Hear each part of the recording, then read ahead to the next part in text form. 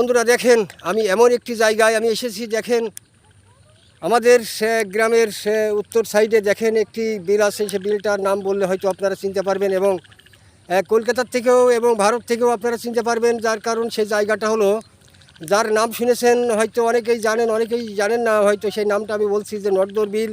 যে নর্দর বিল এক সময় পহেলা বৈশাখে যার দিনকে মানে লক্ষ লক্ষ মানুষ এখানে আসতেন মাছ ধরার জন্য। আসলে দেখেন সেই নর্দর বিলের কান্দায় একটি সৌন্দর্য একটি বাড়ি, সে বাড়িটা দেখেন পানির ভিতরে প্রায় অবস্থান করছেন। যার কারণ আপনাদের ঘুরিয়ে ঘুরিয়ে আমি দেখানোর জন্য চেষ্টা করছি।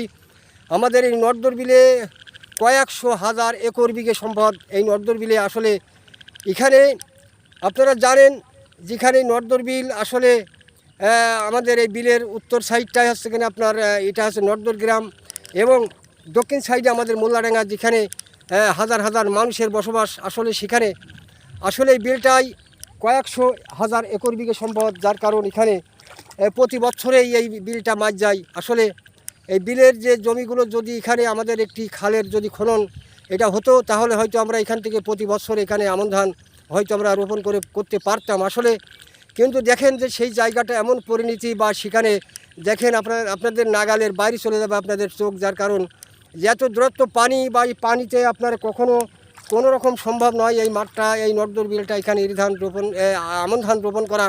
এই কারণে আপনারা সবসময়ের জন্য আপনাদের প্রতি অনুরোধ করি, আপনারা সবসময়ের জন্য এখানে প্রতি বছরে ইরি ধানটা রোপণ হয়, তাছাড়া আমন ধান এখানে কখনো সম্ভব হয় না।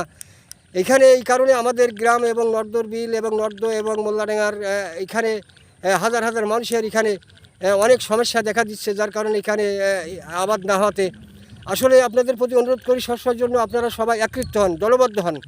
নর্দ এবার মোল্লাডাঙ্গা, বনাং, তেঁতুলবেড়ে, আসলে বরগাছি, রাখালগাছি, এগুলো আপনারা একত্রিত হয়ে যদি সৌন্দর্য কয়েকটা গ্রামের জমি এখানে আছে, যদি আপনারা একত্রিত হয়ে যদি একটি খাল এখানে খনন করে যদি আমাদের সাগর বাড়ে নামিয়ে দেন, তাহলে এখান থেকে হাজার হাজার বিঘে সম্পদ এখানে আমাদের ধান করা হয়তো সম্ভব হবে। তখন দেশের খাদ্যর পারে একটি হয়তো দেখা যায় সৌন্দর্য মানুষের জীবন যাপন করতে পারবে। আসলে আমাদের গ্রামের উত্তর সাইডে একটি পাড়া আছে, সেই পাড়ার সম্পদগুলো নর্দর বিলে। আসলে নর্দর বিলে যদি এনাদের আবাদ না হয়, তাহলে এরা কিন্তু আসলে বিশাল একটা সমস্যার ভিতরে পড়ে যায়। এদের সংসার মেনটেন করা খুবই কষ্টকর। এই জন্য আপনারা সবসময়ের জন্য প্রচেষ্টা চালান যে নর্দর বিলের থেকে একটি খাল খনন করে আমরা যাতে সাগর বাড়ে নামিয়ে দিতে পারি, সেই আমরা অবস্থান যদি করতে পারি সবাই একত্রিত হয়ে, তাহলে হয়তো সম্ভব হতে পারে। এই জন্য বন্ধুরা দেখেন, একটি ঘর এখানে পিছনে নর্দর বিলের দেখেন মাঝখানে এখানে একটি ঘর তৈরি করেছে। দেখেন সেই ঘরটার দৃশ্য দেখাচ্ছি। দেখেন ঘরটার শুধু মাথা দেখা যাচ্ছে, আর ঘরটা বর্তমানে এখন পানির নিচে অবস্থান করছে।